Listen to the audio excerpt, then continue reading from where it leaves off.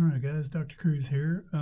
Today we're going to create a table from a function, and we're going to use the graphing calculator to create these tables.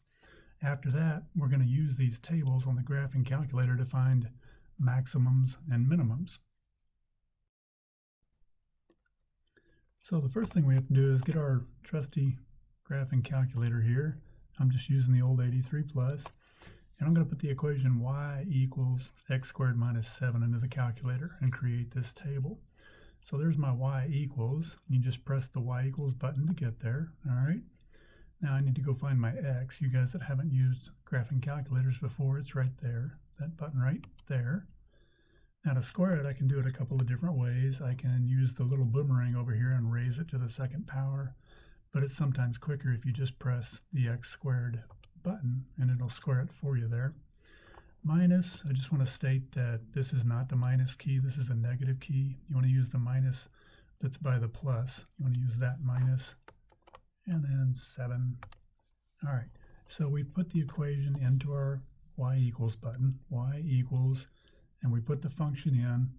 Now the table is over here above graph. If I press graph, it's going to draw me a curve. I don't want to graph today. Today I want to look at the table, which is the second function of the graph button. Before I look at the table, usually I go into table setup right there above window. That's what I'm going to do. I'm going to set up my table first, and I want it to start. I mean, usually our tables start at 0 and we go up by 1s. So they're talking about the x column here. They're talking about your x numbers. What do you want them to start at, and how do you want them to go up? So I'm going to tell it I want it to start at 0.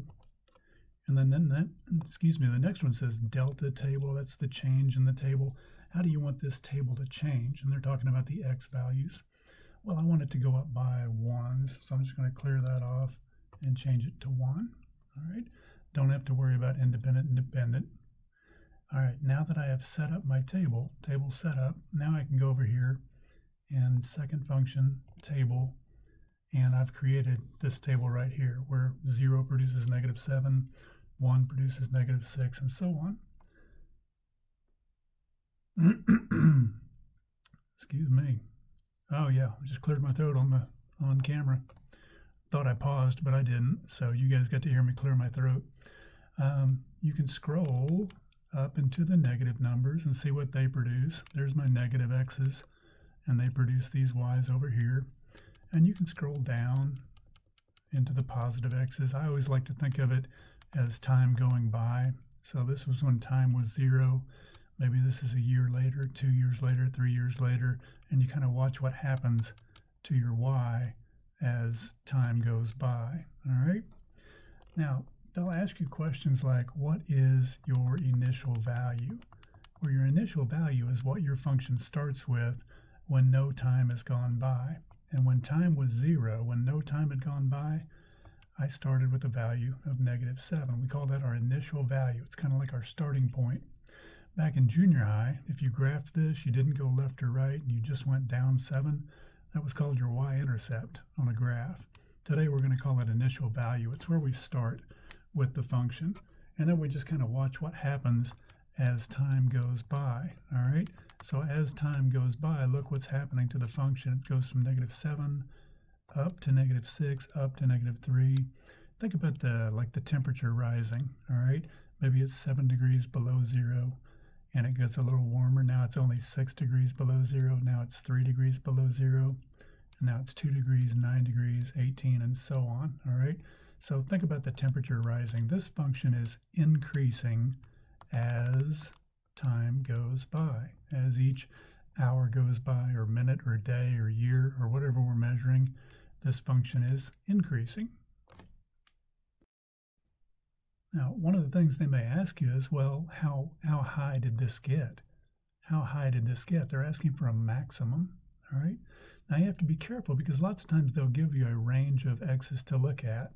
We have this function over here on the x values. I mean, it will go down as far as we want to infinity, all right? So you have to be careful and figure out which x's they want you to look at. For my example, I just said, well, for the x's from 0 to 5, whoops, sorry, I said from 0 to 4. For the x's from 0 to 4, what is your maximum value? So I'm only going to look at 0, 1, 2, 3, and 4. I'm not going to look at any others. And I'm going to go over and look at their y values and look for the biggest y value over that range. There it is right there. All right. So the biggest y that I have, or the warmest temperature, if you want to think temperature, the warmest temperature from x equals 0 to 4 was a temperature of 9. Maybe this is measuring temperature as the hours go by. So we started measuring at 7 below 0, 1 hour later, 2 hours later, 3 hours later, 4 hours later. It was up to 9 degrees above 0, and that's the highest it's gotten so far. So just for the range of 0 to 4, if you don't look at anything else, my maximum y value would be 9. All right. Now, if they reverse it and they ask you for the minimum, well, it's kind of like asking, well, what is the coldest it was over the first, 4 hours? Well, it was 9 degrees, got colder, colder, colder, colder. That's the lowest value. From x equals 0 to x equals 4, this -7 was the lowest value. We call that the minimum then. So if they ask for the max from 0 to 4, it would be 9. And if they ask for the minimum from 0 to 4, it would be -7. Over here I have a example of a function that's decreasing. So it starts out at 39 and then drops, drops, drops, gets lower and lower. And let's go ahead and put that in just for a little extra practice here. So I'm just going to hit clear to clear that off. And I want to put in 39 minus x cubed. 39 minus, remember where your x button is, right there. Now this one here, I don't have a fancy cubed button over here, so I'm going to have to use the boomerang and raise it to the third power. All right, there's your little boomerang right there. So it's 39 minus x to the third power. I'm going to set my table back up. I want to make sure I'm starting at 0 and going up by 1s, because that's what this x column is doing. It's starting at 0 and going up 1 step at a time, starting at 0 and going up 1 step at a time. And now I can go over here and look at my table. Second function table, and there it matches up to my values here. And now just to see what they're asking for, my example here said what's the minimum value for x's from 0 to 5. So I'm only looking from 0 to 5. Like if we were talking hours, over the first 5 hours, what was the lowest? Let's stick with the temperature story. What was the lowest temperature? Well, when we first took the temperature and no time had gone by, our initial value was 39 degrees. After 1 hour, it dropped to 38. After 2 hours, it dropped to 31. After 3 hours, it dropped to 12 degrees. And after 4 hours, it dropped to -25 below 0. And after 5 hours, it dropped to 86 below 0. All right. So if I'm only looking at the first 5 hours from 0 to 5, I go over here and look at the y values, and I look for the lowest y value, which would be -86, 86 below. That would be the minimum over that range, 0 to 5. If they asked me for the maximum over that range, it would be the 39. Okay, now real quick, I want to just use the same equation. See, I have the same equation, 39 minus x cubed, but I want to make my table look different. Maybe I don't want to start at 0. Maybe I want to start at 3. And maybe I don't want to go up by 1s. Maybe I want to go up, 4 at a time. So 3 plus 4 is 7, plus 4 is 11, plus 4 is 15. So this table, if that's something I want to do, I could start at 3 and go up 4 hours at a time. Well, let's just go back into table setup and do that. Second function, table setup. I'm going to tell it I want to start at 3. And then I got to tell it I want it to go up 4 hours at a time. So I want my delta table to be 4. I want it to go up 4 steps at a time. Go over here and look at your table, and there it matches right there, 3, 12, 7, -304, and so on. So you can make your table do whatever you want. Usually we start at 0 and go up by 1s, but that's not always, real life. In real life, you might want to start at 3 and go up by 4s or whatever.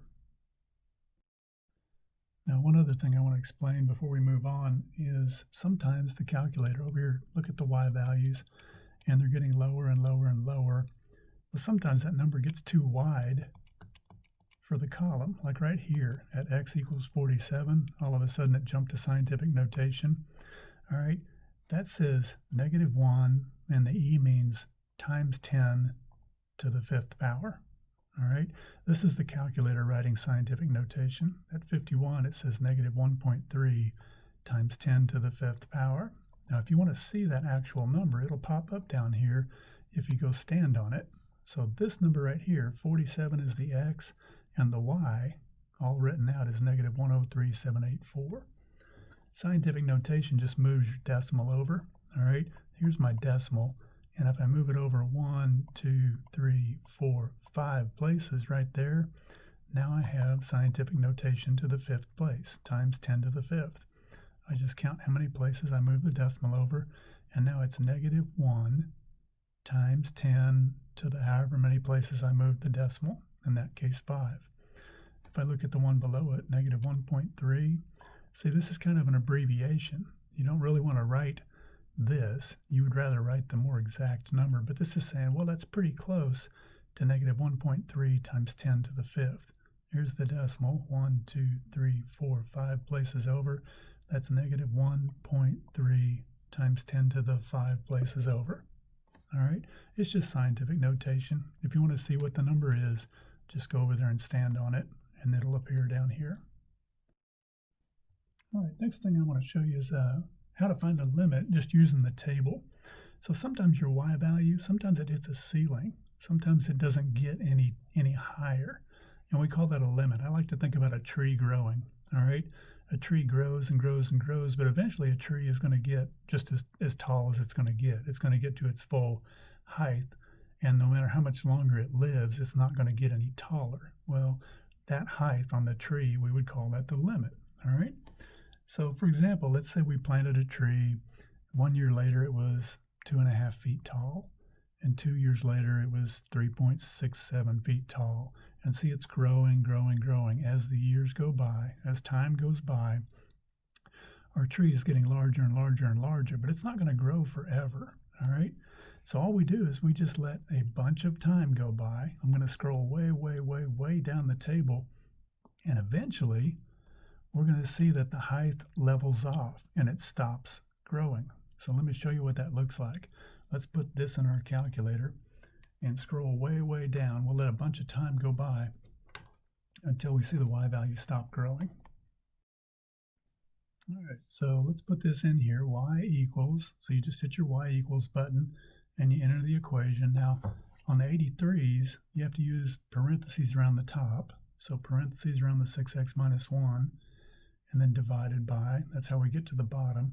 And then I need parentheses around the bottom, so I have parentheses around the x plus 1. That's how you have to put fractions into the 83. The 84s, they have a nice little, see that green F1 there? On the 84s, you can hit green F1 and it'll bring up a picture of a fraction, which is a lot easier to work with. But on the 83s, it's not that hard. Just make sure you put the top in parentheses and the bottom in parentheses. Now I want my table to start out at 0, and I want to go up by 1s to start with. So I'm going to go to Table Setup, and I'm going to start at 0 and go up by 1s. And now I'm going to go over here and look at my table. And there's my table so far. So after 3 years, it's 4.25 feet. And then after 4 years, the tree is 4.6 feet. And after 5 years and 6 years, it's 7. Let's just scroll down. And it looks like, just kind of watch the Y over here. This is the tree growing taller. 5.6 feet tall, 5.7 feet tall, 5.8 feet tall. It's going pretty slow. Let me show you how to go a little faster. See, if we're only going one step at a time, 1 year at a time, it's going to take a while for us to get to the limit. How about we change this to, let's go like 10 steps at a time or whatever. So I'm going to go back to Table Setup. I'll go ahead and start over at 0 again, just for grins. Now let's go 10 years at a time. Look at your table. And now I'm going 10 years later, 20 years later, 30 years later, 40 years later. See how fast I'm going? And now I'm just going to scroll and just watch the Y values over here. This is the tree getting taller. But see how it's kind of leveled off? It's not really growing any taller. It's 5.9 feet. 5.95, 5.96, 5.97, you know, and look at where we are, we're 380 years later. So you just make your time, your x, make your x just get crazy big until y stops changing, basically. All right, and you could even go faster. You could go to your table setup and say, hey, I want to go 100 steps at a time. All right, we just need to make it get crazy big. Go back to our table. So I'm starting at 0 and I'm going 100 years at a time. And look there, I'm 1,000 years in the future. It's 5.99. Just pretend the tree can live this long. There's 2,000 years in the future. It's still 5.99. See, it's pretty much leveled off. There's 3,000 years in the future. It's still 5.99. What we say is the y value is approaching 6. See, we're at 5.99 and a little bit extra. We're getting closer and closer and closer and closer to the number 6, to 6 feet high. Now, we're never going to get there, but we're going to get really close, all right? For our purposes, we're going to say the limit of this tree is 6 foot tall. It's going to grow up to 6 foot tall, nearly, and never go over 6 foot tall. And we went crazy far into the future. See, I went 5,000 years into the future. That thing's still not over 6 feet tall. So when you're using a table and you're looking for a limit or a ceiling, just make your time get crazy big and just watch your y, and eventually it's going to stop changing. And it's either going to become a number and stop, or it's going to approach a number and get really close to something. So in this one right here, we would say the limit of this function, this is our function here, we'd say the limit of our function is 6. All right, it's approaching 6. All right, let's do another one just for practice. So I'm putting in this function. So my function is this fraction. Here's what it looks like on the 83. All right, I'm going to set my table up. Let's just start at 0 again and go up by 1s, just like a normal table. And I want to go look for the limit, all right? Just pretend this is another tree. So we planted it, and 1 year later it was half a foot tall. 2 years later it was 1.7 feet tall. 3 years later it was 2.5 feet tall, and so on. Let's see the maximum height that this shrub will reach, the limit, all right? Let's go find the limit. So let's just make time go by. See, we're at 10 years, and now we're at 20 years, all right? We're at 3.47. The growth is kind of slowing down. Let's keep going. And now we're at 30 years. There's 30 years, 3.48. The growth is really slowing down. And I can sit here and do this all day and just kind of wait till a number appears. But I usually get bored, and I just want to take bigger steps. Instead of going 1 year at a time, you know, maybe go 10 years at a time. We'll start back over at 0, and you can go 10 years at a time or 20 years at a time or whatever you want to do. But if it's going too slowly, just take bigger steps. Let's go 10 years at a time. And I'm scrolling down. There's 100 years, and there's 200 years, and there's 300 years. There goes 400 years. We're scrolling. All right. And eventually it's going to hit this number right here, 3.5. All right. And like I said, you can set your table up to take as big a step as you want. I could step 100 years at a time if I wanted to. Start back over at 0. All right. I'm starting over at 0 and I'm going 100 years at a time. And look, I get there a lot quicker. All right. There's our limit, 3.5. All right, it's not going to change. So 3.5 is our limit for this one. All right, now since we're here, I want to explain that sometimes they call limit the word carrying capacity. So they might say, hey, what's your carrying capacity? Capacity means how much something can hold or how much something can carry. And I like to use the example about cows in a pasture. You know, maybe my pasture has enough grass that I could put 200 cows on it and feed them, you know, through the summer. So I would say my limit, or the most cows that pasture could hold, is 200. That would be my limit, my carrying capacity. But I also say, you know, a smart farmer is not really going to fill that pasture all the way up, you know, just in case we have a drought and we don't have enough rain and maybe there's not enough grass, you know, for the 200 cows. So a smart farmer would put a few less than that just to make sure they had enough grass for all the cows, even if we have a dry summer. So maybe you want to only put like 98%, of your limit, this 200. Maybe you only want a 98% carrying capacity. Even though your pasture will carry 200 cows, maybe you only want 98% of that just to give yourself a little insurance. You're playing it safe. Well, 98% of 200, of in math means times. So that's 98% times 200, and it looks like this, 0.98 times 200. So a 98% carrying capacity, or 98% of the limit, would be 196 cows. All right, it's not the entire limit, it's a part of the limit. So a part of 200 is 196. All right, so let's do one more problem here, and let's just kind of put it all together. Let's put this function, the number of something after a certain amount of time, is this fraction. So let's put this function in our calculator. Let's pull up the table. Let's find a carrying capacity. All right, you can use the cow story if you want to. So maybe the number of cows after a certain amount of time is this. So let's find the limit, our carrying capacity of cows, and then let's find a 98% carrying capacity just to play it safe. And then finally, let's find out when we hit 98% of carrying capacity. So we got a lot to do there. Okay, so let's put our function in the calculator. You guys on the 83s, remember parentheses around the 37.5 and parentheses around the bottom. Now they're raising this to the t because that's the letter they're using instead of x. On the calculator, this is always going to be an x. No matter what letter they're using for x, you're always going to put x in. So you're going to use your x button for the exponent. All right, so here's our function. Let's go ahead and set up our table just normally. Let's start at 0 and go up by 1s. And let's look at our table.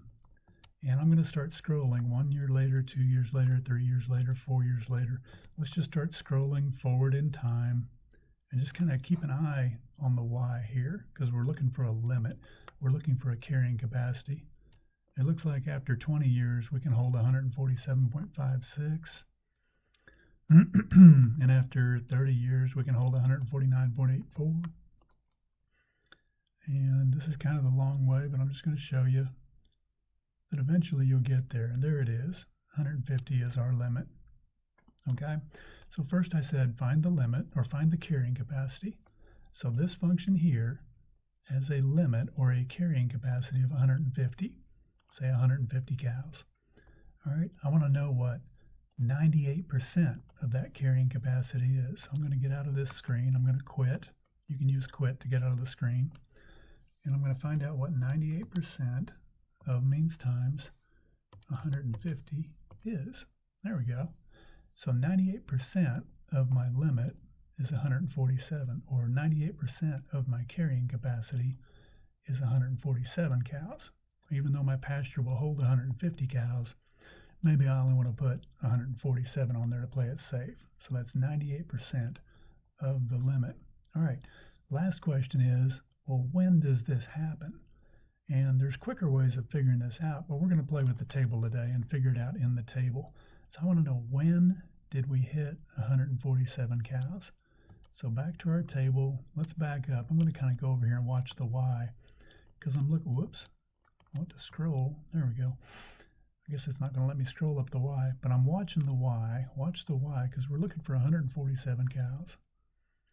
So we're scrolling, looking for 147. There's 148. Whoops. There we go. Look right over here. Right in between 146.81 and 147.56. Somewhere in between there, it hit 147, which means we're talking about the years 19 to 20. After 20 years, we had a little too much. All right, it's a little more than 147. After 19, we didn't quite have enough. So I know that after 19 years, it happens. What I need to do here is take smaller steps, because I got to look in between here for when 147 actually happened, right on the nose. So let's go back to table setup. Let's remember it happens after 19 years. Table setup. So let's start our table at 19. I know it happens after 19 years. And I want to take smaller steps. Instead of going a year at a time, I usually just move that decimal over to the left and make it like 0.1 or 0.01 or 0.001. I just keep making it smaller and smaller by moving that decimal to the left. So let's put in 0.1 instead. We're taking a tenth of a year at a time. We're starting at 19 years. We go back to our table and we just kind of look around. Now remember what I'm looking for. I'm looking for where does it hit 147. Whoops, there it is, but it's a little too far. All right. So now it's 19.3 years is a little bit too far. Let's back up. We know it happens after 19.2. 19.2, that's not quite enough. We're getting pretty close though. So I know it happens after 19.2. All right, 19.3 is a little too far. After 19.2, let's take smaller steps. Back to table setup. Remember it happens after 19.2. So I'm going to start at 19.2 years, and I'm going to move that decimal again. I'm going to make it 0.01. Now we're taking 1/100th of a year at a time. We're taking smaller steps. Back to the table. Remember what you're looking for? There it is right there, 147 on the nose. Happens at 19.23 years. So let's just recap what we did. All right, we took a function, put it in our calculator. We brought up a table. We initially started at 0 and went up by ones. All right, our initial value was 30. If we stick with the cow story, when we first started this experiment, we had 30 cows. And then we watched them grow. As the years go by, we watched them grow, and our herd only got up to 150 cows. That's the maximum it will get up to. We call it the limit. Sometimes they call it the carrying capacity. It means the same thing. Well, sometimes you don't want the entire limit or the entire carrying capacity. Sometimes you just want 98% of that. And that's multiplication. That gives you 147, a little bit less than 150. 98% is less than 100% of 150. Now the last question we answered was, when did this happen? So we had to kind of bumble around the table, and we had to keep taking smaller and smaller and smaller steps until we got y to turn out to be 147 exactly. So when you're messing around on the table, just take smaller steps. Remember, delta table, that's how big a step you're taking. You can go by ones, try that first. If it doesn't work, then make it smaller, then make it smaller, then make it smaller. Just keep making your steps, your delta table. Keep making those smaller and smaller until you land right on the y you're looking for. All right, that's all I got for today.